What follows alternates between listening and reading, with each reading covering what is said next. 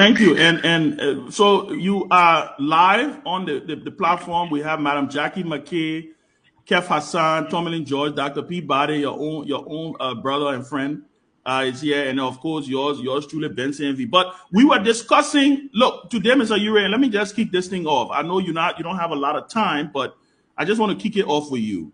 Today, your former Vice President Joe Boycott accused you. Pretty much, that's how I see it. I don't know how you see it, pretty much saying that you in 2017 you had advised him to destabilize the country, to put 15,000 people on the streets to kill people, because he said I was not going to put 15,000 people on the street to kill people, and that there were armed men at Coca-Cola factory waiting.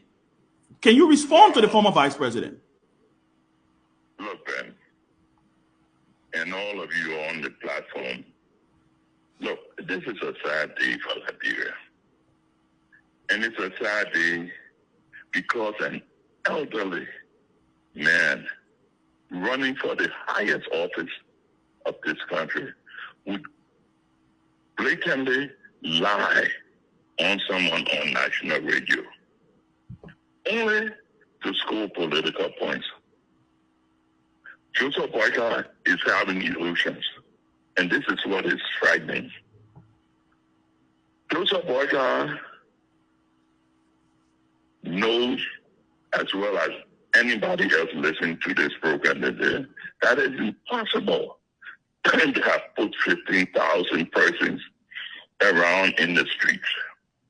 And then arms, where would the arms come from? The entire armed forces of Liberia were under 2,000. Maybe the arms and ammunition he's referring to came from when he was chairman of local defense force.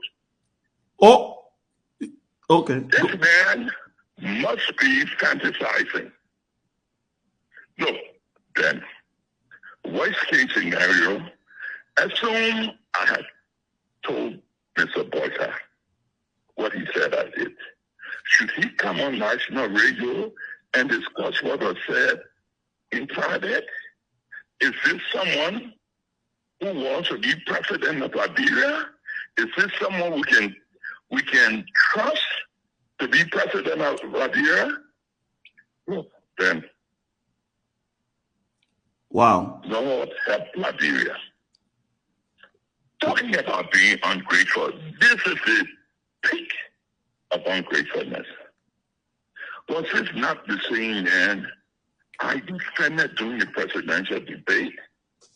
When Charles Brown came and Cummings were jumping all over him, I defended this old man because I thought he was a good character.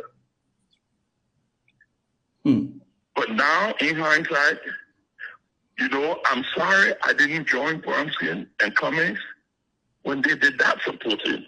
And probably they knew him better than I did. In hindsight, I see why they did not support him. Then Liberians can see where all these lies and rumors and false statements are coming from. But I tell you one thing, Ben. Joe Boyka must heed to this warning. You and your followers must refrain from attacking people and their families. You and yours cannot survive an attack from me. Now, then, and all of you all, I see why Ellen made the decision she made in 2017, and Liberians were jumping all over Ellen. I must use this platform to apologize to Ellen. And all of those that we wrongly judge because of this man. Look, how could we imagine someone endeavoring to ascend to the highest office of this country and cannot even remember the age of the country? No, it's so disgraceful. But then I tell you all one thing. When you lie and sin against God, God will punish you. and God actually punished him today. You say you want to be president, you can't even remember the age of the country. One of the journalists had to go ahead and correct you. Or can we safely and say that dementia has hit him? He can't remember. He's slowly fading away. You know, but I want to conclude this small part I'm making by saying that I, Benana Ure, getting joined, we never had anything called Maserati Defense Force, nor was I chairman of it. But he was chairman of Local Defense Force. So if there were ammunition, he brought it into the country. Wow. If there were ammunition, he brought it. And but to be honest with you, Ben, speaking to you with all candor, did I even know Joe Boyka that well during 2017 to have discussed that kind of thing with him? He was the one who drove up to my farm and begged me to support him. Wow. Fortunately, I got witnesses. Ellis Wapwan and all of them sat in that meeting. And I told him I would support you. And my God, do I regret the day I made that decision. Liberians must realize one thing. This false impression of who this man is must be forgotten. This man is not what he's claiming to be. And let him attack me or any people attack me again.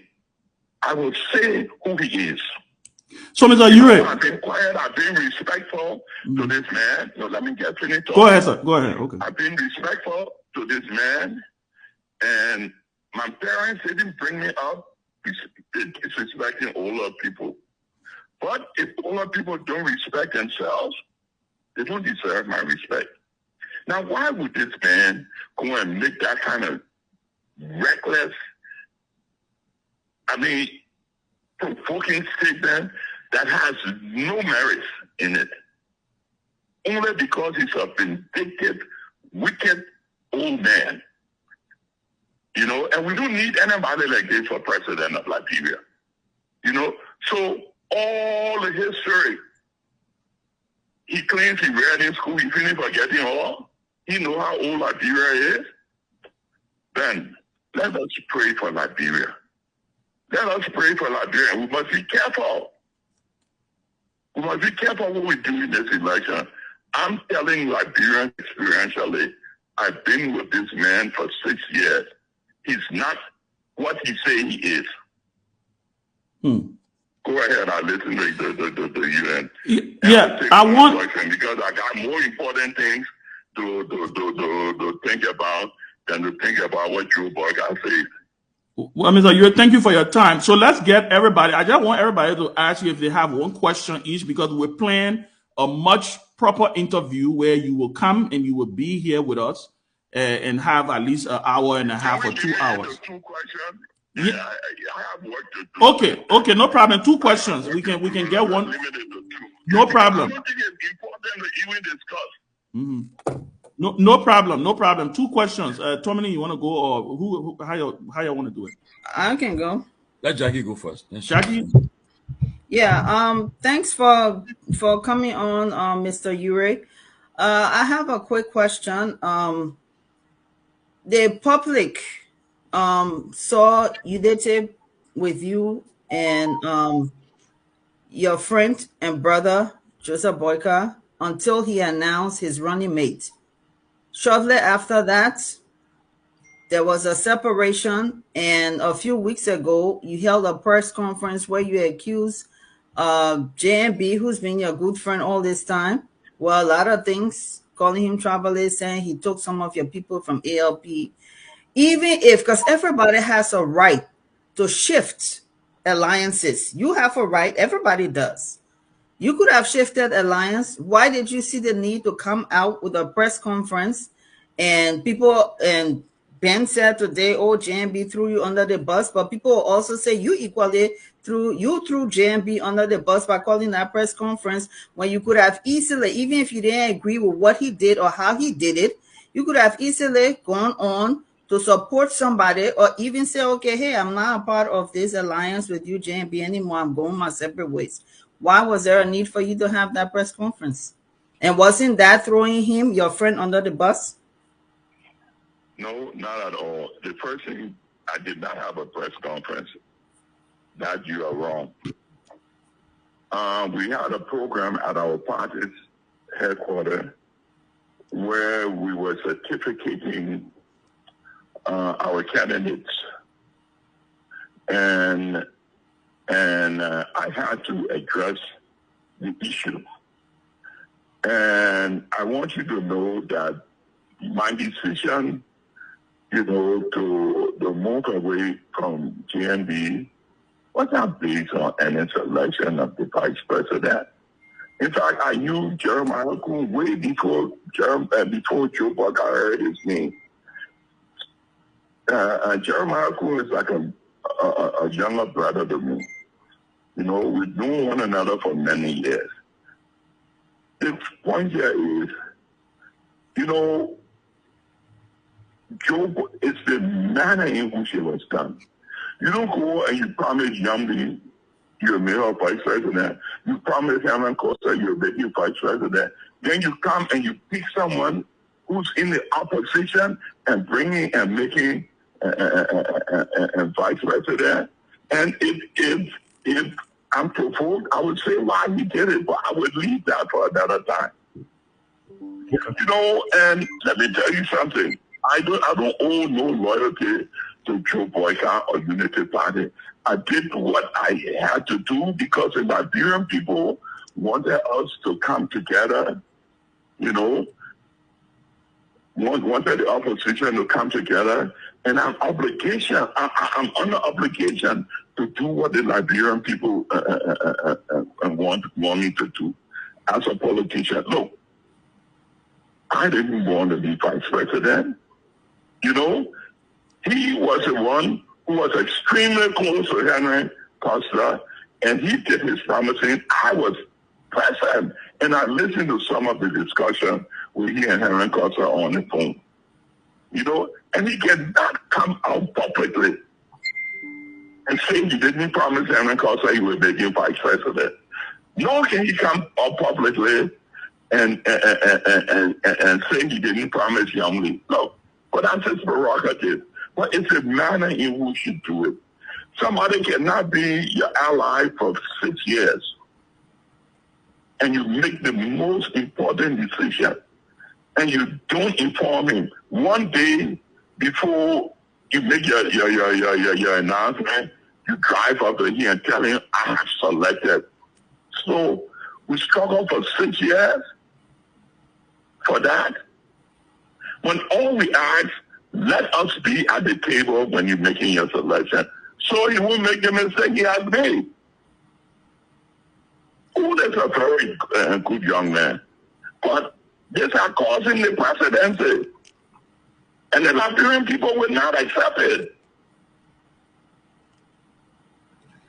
Thank you, Mr. Ure. So one more question. Are you entitled to ask another question? No, he said only 2 questions. Okay, that's Mr. Ure, this is Jason Tomlin George.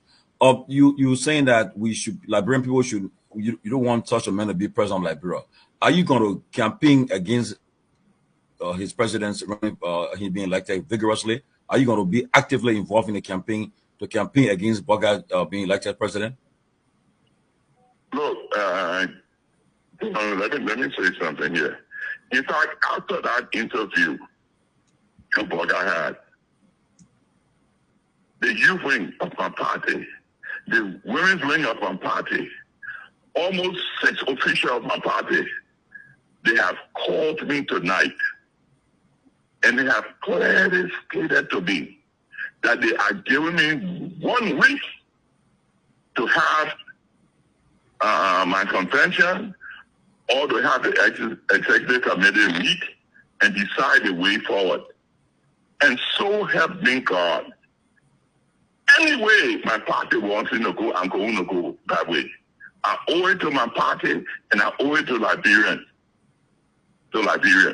No group of people is more deserving of leadership in Liberia than the other. We fought that before. We fought it for tens of thousands occasions. We've been fighting to ensure that we have the right representation for our people in Liberia.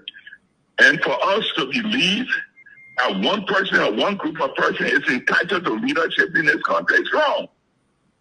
And whoever, no matter who he is, I know where you're going, Timothy. You're probably talking about supporting CDC. Look, the biggest situation we have, I read on Facebook, people talking about, oh, he tried to kill your daughter. Who has done more to kill her than the Unity Party in the last few days? Look, just leave this thing. Let's just move ahead and may the best person win. But nobody must think that they can have an entitlement to the presidency. Mr. Ure, I have a quick question, then you can go. In your statement, you mentioned former President Ellen Johnson Sirleaf. And I said in the beginning of the show, I don't think he only threw you under the bus. I think he took Ellen from her house in Fish Market and threw her under the train. And you said you apologized to Ellen Johnson Sirleaf publicly. What do you mean by that? If she's listening, what will you want her to hear from you? What do you mean by that? I mean, I think that was a very strong statement. So I want you to expand on that a little bit, and then we can let you go. We all were wondering why did Ellen make a decision not to support Joseph Boyka. He misled us, and he put us under the impression that Ellen was the worst person in this world. She was wicked, she was vindictive, she was belligerent, and just name it. But we come to realize that all those adjectives describe him, not Ellen. All we did to Ellen, all the remarks, the bad remarks we made about Ellen, I tell you, I had the privilege of flying with Ellen to Accra. And she left and went to the VIP lounge. She sent back to the plane the vehicle that escorted her to the presidential lounge. She sent it back to get me and brought me to the VIP lounge. That is a good woman, and that is somebody who's forgiving. So you one final question. You see, it's a pattern. This is Dr. Peabody. Because, we all misjudge her based on Boyka's evaluation of her. And I'm man enough to apologize to her and ask for forgiveness.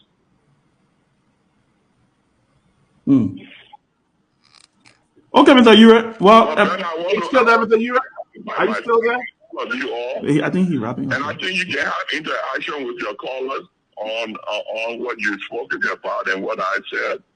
But I want to thank you all for giving me this opportunity to clarify that foolishness. And I want to encourage you to please let this go all around the world. Let the people know the truth. The funny thing is, before I close, is I wasn't in Liberia for this war. He was in Liberia. He was chairman of the local defense force. You can ask people, I lived in Sierra Leone, and I lived in Ivory Coast, and I lived in Ghana during this war. I was never in the war. He was. So let him say that. And stop giving this picture of being perfect, being far from perfect. I'm tired of it. And the next time if people tell me, I will open up. Wow. And that will be the whole end of the presidency. Wow. Well, Mr. Ure, want to thank you for taking the time. Like I said, we will have you here one of these days very soon. We're going to be looking at the ALP. You said your youth wing has mandated you. I'm seeing you getting pressure from your party. We'll be looking to see what you guys do in the next couple of weeks and where the decision is going to be made to be going. And hopefully at that point in time, we'll be inviting you here back on the closing argument once that decision is made. But we want to thank you for taking the time for calling us up to react to what the former vice president said. Again, thank you again, Mr. Ure. Okay, I think we lost him. Wow. Guys, I think we lost him. So Wow. fascinating. Listen, there's a lot to unpack. Ooh. Oh.